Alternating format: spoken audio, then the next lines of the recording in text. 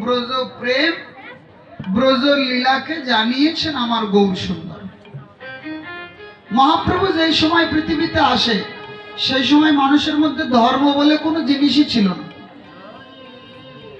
অধর্মে জগৎ ছেয়ে গেছে। গোবিন্দ কি জানেই না মানুষ। অনর্থ কলির কাম নাহি মুখে কৃষ্ণ নাম, হরি নাম না করে গ্রহণ, ভক্তি গন্ধ নাহি তাই, কেবল পশুর প্রায় মিছা দণ্ডে যাইছে জীবন। একটা পশু আর মানুষের আচার আচরণের মধ্যে কোনো পার্থক্য নাই। পশুর খাদ্য মানুষের খাদ্যের মধ্যে পার্থক্য নাই। তাহলে আমি মানুষ সৃষ্টির সেরা জীব। এ বাপুরে একটু আসতে, মানুষ সৃষ্টির সেরা জীব। কি কোন দিক থেকে আমি সেরা? একটা পিঁপড়ে যদি চিনির দানা পায় তাও 10 জনে ভাগ করে খায়, আর একটা মানুষ যদি রাস্তায় একটা ধানের বস্তা করে পায় ও খালি চিন্তা করবে যেটা কি করে গোপন করবে। যে 500 জিনিস বাজার থেকে আনতে পারে না ও 1.5 মনের বস্তা তখন তুলে নিয়ে চলে যাবে।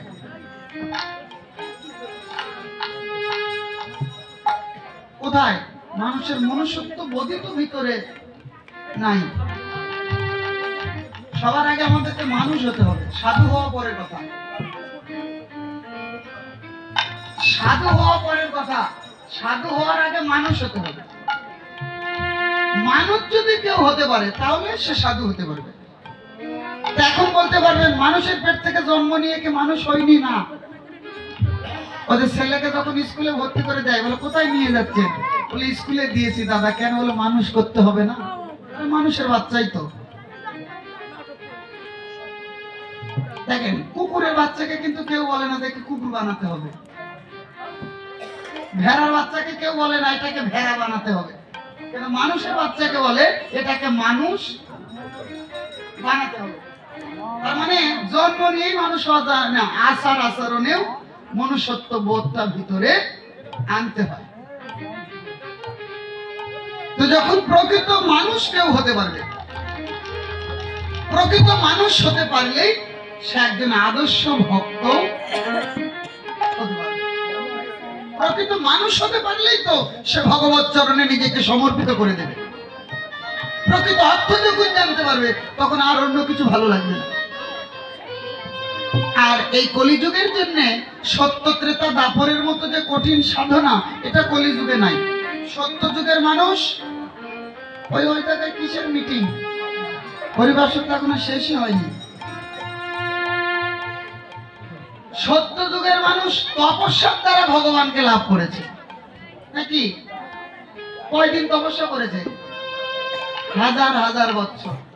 সুতপামণি বৃষ্ণি দেবী 10,000 বছর তপস্যা করার পরে কৃষ্ণকে পুত্র রূপে লাভ করেছে। 3 জন্ম, 10,000 বছর। অস্থি আর চর্ম সারা গায়ে উইয়ের ঢিপি হয়ে গেছে। এইভাবে সাধনা করেছে মন দিয়ে মা উইয়ের ঢিপি হয়ে গেছে সাধনার দ্বারা। কলিযুগের মানুষ সাধনা করতে পারবে? পারবে না। 5 মিনিট বসে থাকার মতো ধৈর্য আমাদের কম। হাঁটুর মধ্যে ব্যথা শুরু হয়ে যাবে, মাজার মধ্যে ব্যথা শুরু হয়ে যাবে, মনটার মধ্যে খোসর মসর করতে শুরু করবে পোকাগুলো। কোথায়? সাধনা করার শক্তিটা তো নাই, পারবো না। তারপরে সত্য চলে গেল। খুব মন দিয়ে ত্রেতা যুগ আসলো। ত্রেতা যুগের মানুষ কি করে লাভ করলেন? যজ্ঞের দ্বারা। কাঠে কয়লা পুড়াইয়ে তাতে ঘি দিয়ে আহুতি দিয়ে অশ্বমের যজ্ঞ, গোমের যজ্ঞ, নরমের যজ্ঞ, পুত্রেষ্টি যজ্ঞ, রাজসূয় যজ্ঞ, বহু যজ্ঞ করেছে। যজ্ঞের দ্বারা ভগবানকে লাভ করেছে। এখন কলিযুগের মানুষ যজ্ঞ করতে পারবে না। কেন পারবে না? যজ্ঞ করার জন্য মাটির দরকার। কোন মাটি? বলে শুদ্ধ মাটি। যেই মাটির 12 হাত নিচেও যদি কোনো মাছের কাঁটা থাকে, মাছের আঁশ থাকে, পশুর হাড় থাকে, সেই মাটিতে যজ্ঞ করলে জীবনে কোনোদিন যজ্ঞের ফল পাওয়া যাবে না। এখন এই বাংলার বুকে মাছে ভাতে বাঙালি, কোন জায়গায় এই মাটি আছে যে মাছের কাঁটা নাই? পাওয়া যাবে মাটি, শুদ্ধ মাটি নাই। এখন ঘি, শুদ্ধ ঘিয়ের দরকার। শুদ্ধ ঘি মানে অহিংস উপায়ে তৈরি।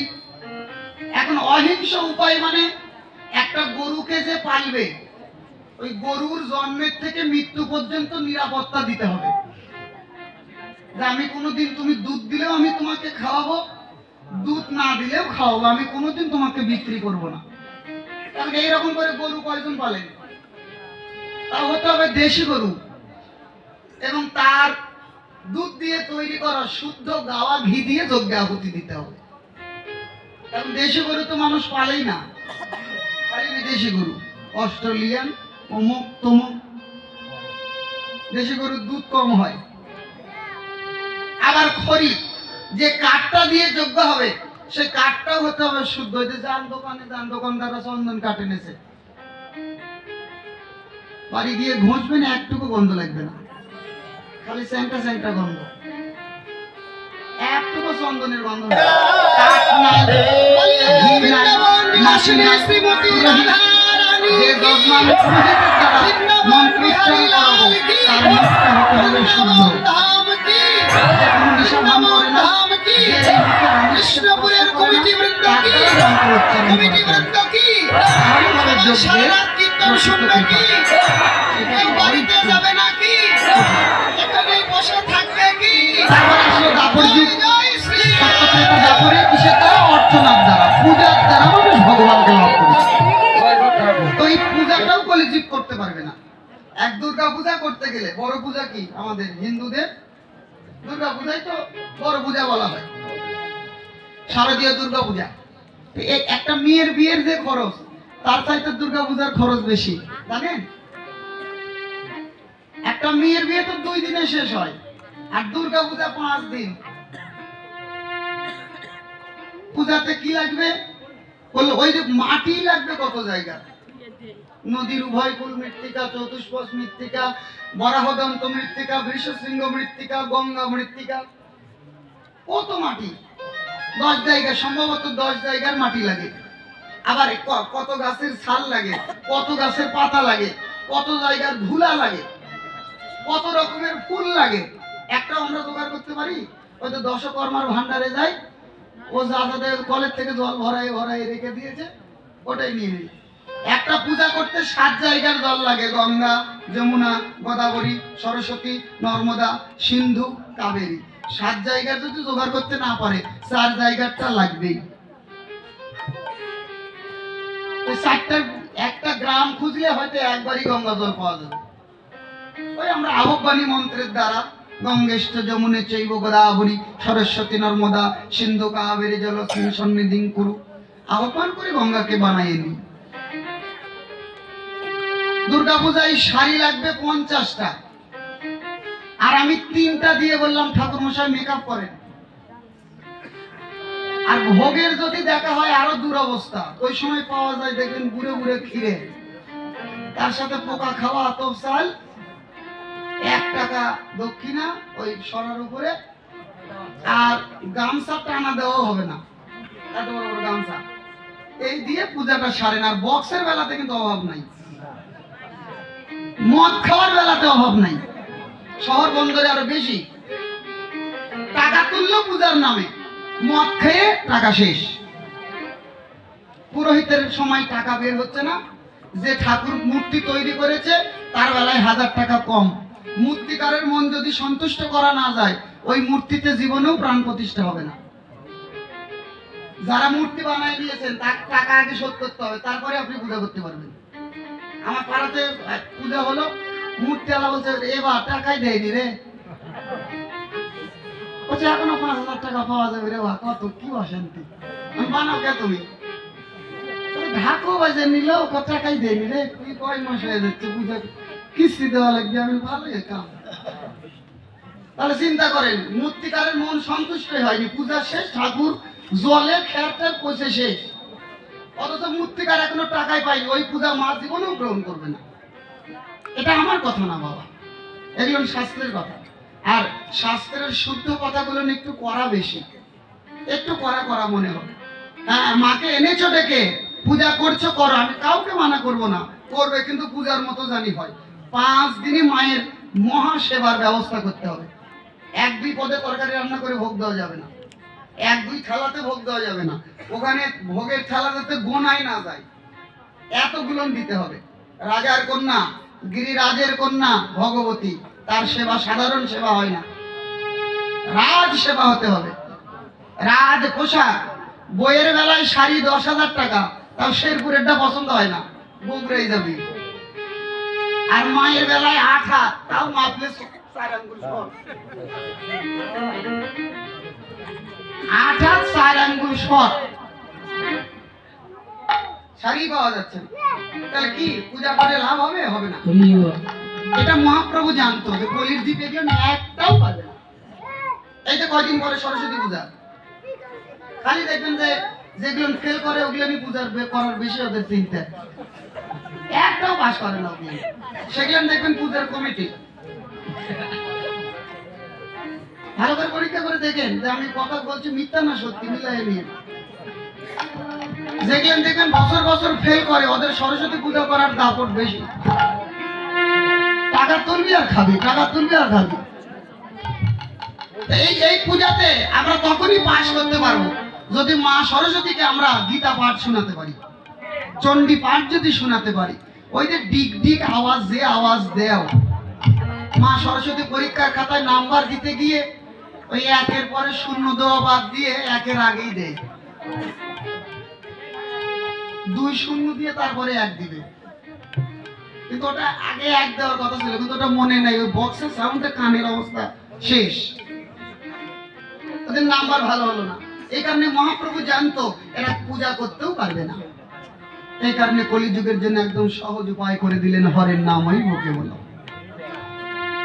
হরিনাম করো। আর হরিনাম করার জন্য তোমার স্থান, কাল, পাত্র, নিয়ম, বিচার, বিবেচনা কোনো কিছুর দরকার নাই। খাইতে শুইতে যথা তথা নাম লয়, দেশ কাল নিয়ম নাই, সর্বসিদ্ধি হয়। কৃষ্ণ নাম করো, হরিনামকে আশ্রয় করো। এই নামের দ্বারাই তোমরা ভগবানের শ্রীপাদ পদ্মকে লাভ করতে পারবে। নামেই তোমরা গোবিন্দের চরণকে নিজেদের আশ্রয় করে নিতে পারবে।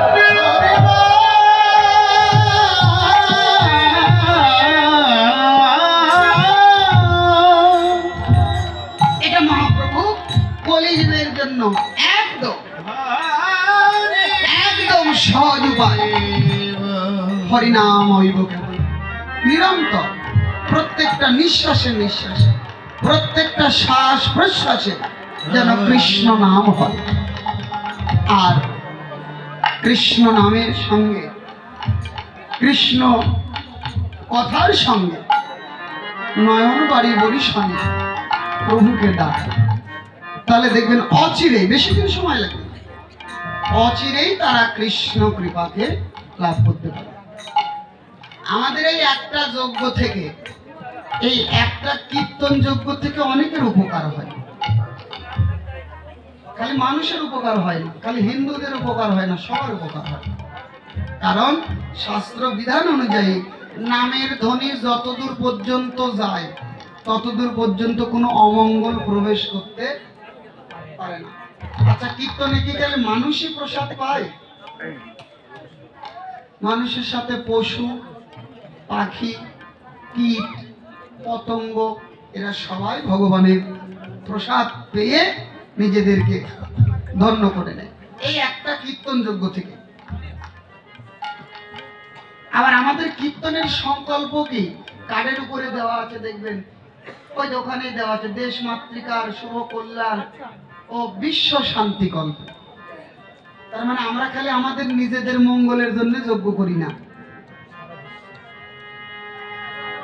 আমরা কিন্তু নিজেদের মঙ্গলের জন্য যজ্ঞ করি না, বিশ্বের সকল প্রাণী যেন শান্তি লাভ করে, কেউ যেন দুঃখ ভোগ না করে। এটাই হচ্ছে আমাদের প্রার্থনা, এটাই হচ্ছে আমাদের মূল প্রার্থনা।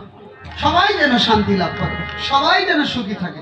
কেন সবাই সুখী থাকবে? কেন বলে সবার মধ্যে তো আমিও বলি, নিজেরটা কতদিনে ভগবান শুনবে সেটা আমার জানা নেই, কিন্তু সবার কথা বললে সবার মধ্যে আমিও বলবো, সবার মধ্যে আমিও থাকবো। তো এই কারণে এই কলিযুগের একমাত্র ভজন সাধনই হচ্ছে নাম। জীবে দয়া, নামে রুচি, বৈষ্ণব সেবন, ইহা হইতে ধর্ম নাহি শোনো সনাতন। কৃষ্ণ সেবা, বৈষ্ণব সেবা আর নিরন্তর হরিনাম সংকীর্তন। ভক্তের সেবা করতেই হবে। ভগবান যখন দাপর লীলাতে যখন যজ্ঞ করছিলেন, পঞ্চ পাণ্ডব এক একজনকে যজ্ঞের এক একটা দায়িত্ব দিলেন, এক একজনকে এক এক দায়িত্ব দিলেন। আর যজ্ঞের প্রধান দায়িত্ব দিলেন যুধিষ্ঠির মহারাজকে, আর ভীমকে দিলেন ভান্ডারখানার দায়িত্ব। তো যুধিষ্ঠিরের মনে ভয় যে তুমি ভীমকে দিলে এই খাওয়ার ভান্ডারখানার দায়িত্ব, যে খাওয়া খায়, ওকে যদি ভান্ডারখানার দায়িত্ব দাও, সব খাবার খেয়ে শেষ করে ফেলবে না, তার কি গ্যারান্টি? ভগবান বলল, দেখো, যে কাজ করে তাকে যদি দায়িত্বের মধ্যে রাখা হয়, তাহলে ওই কাজ করার সময় আর সে পাবে না।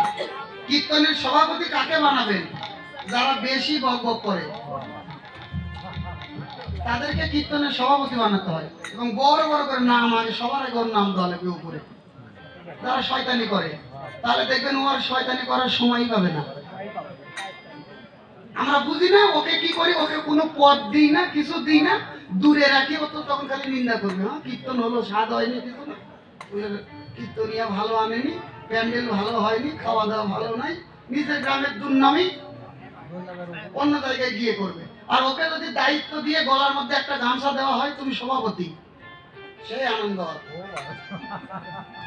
সেই খুশি হয়, বুক ফুলাই একবার দৈন্য ভরে সবার কাছে কাকুতি মিনতি করবে। এটা ভগবান সিদ্ধান্ত দিচ্ছেন, যে কাজ করে তাকে দায়িত্বের মধ্যে ফেলো, দেখবে ওই শয়তানি করার সময় আর পাবে না, কাজের মধ্যে রাখতে হবে।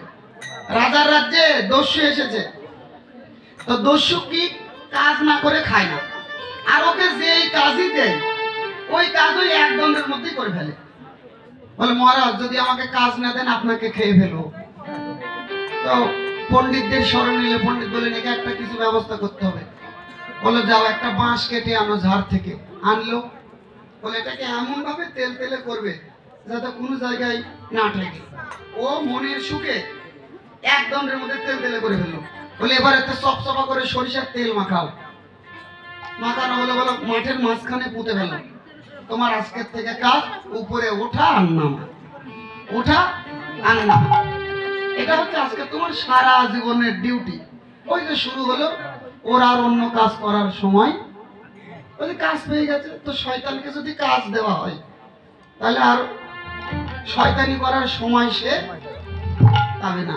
কাজের মধ্যে দিতে হবে, দায়িত্ব দিতে হবে, দায়িত্বের মধ্যে ফেলাতে হবে। ভগবান বললেন, ভীমকে যে দায়িত্ব দিয়েছি না, ভীম ওই খাওয়ার সময়ই পাবে না, লোককে খাওয়াতে তার সময় শেষ হয়ে যাবে। গোবিন্দ বলল, দাদা, সবাই তো সব দায়িত্ব দেওয়া হলো, কিন্তু এখনো একটা পদ ফাঁকি আছে, এখনো একটা পদ কাউকে দেওয়া হয়নি। দাদা, তুমি যদি আজ্ঞা দাও, ওই পদটা আমি নেব।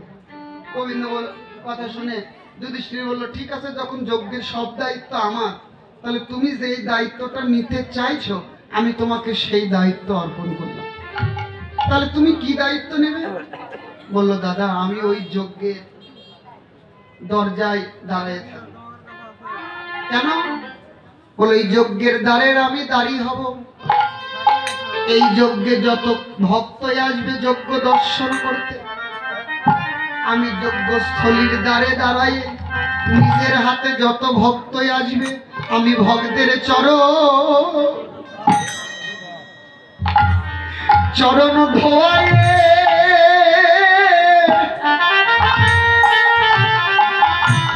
আজ আমি ধোয়াইয়ে দেব, আমি ভক্তের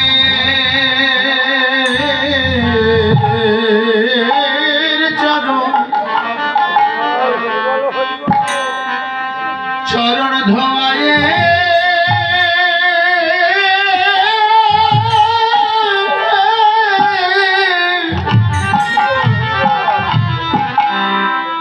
ধোয়ায়ে দেব,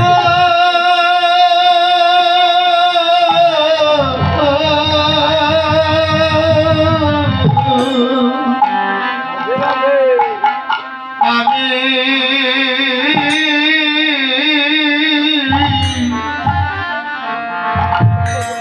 আমি ভক্তি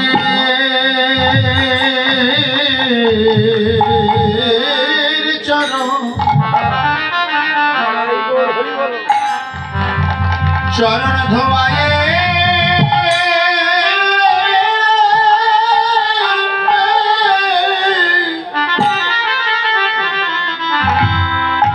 ধোয়ায়ে দিব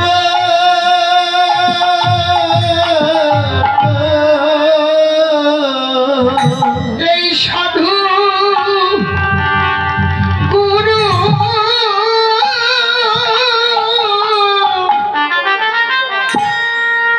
ভক্তের চরণ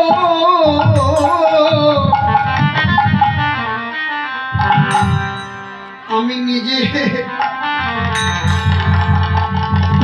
হাতে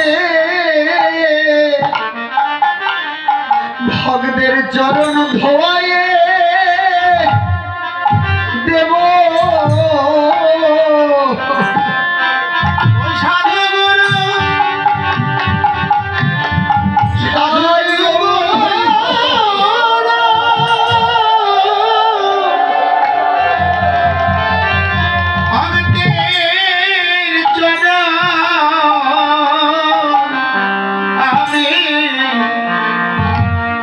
আমি ভগতে চরণ নিজে হাতে ধোয়ায়ে দিব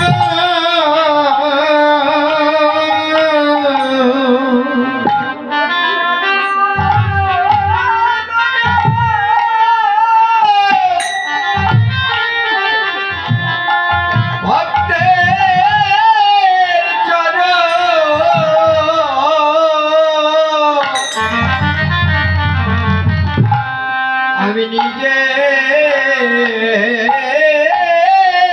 সে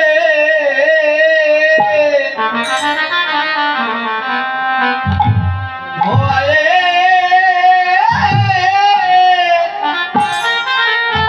দিব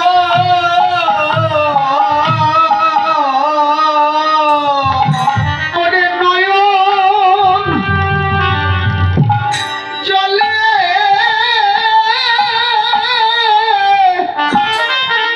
হার গঙ্গা জলে সকল ভাবে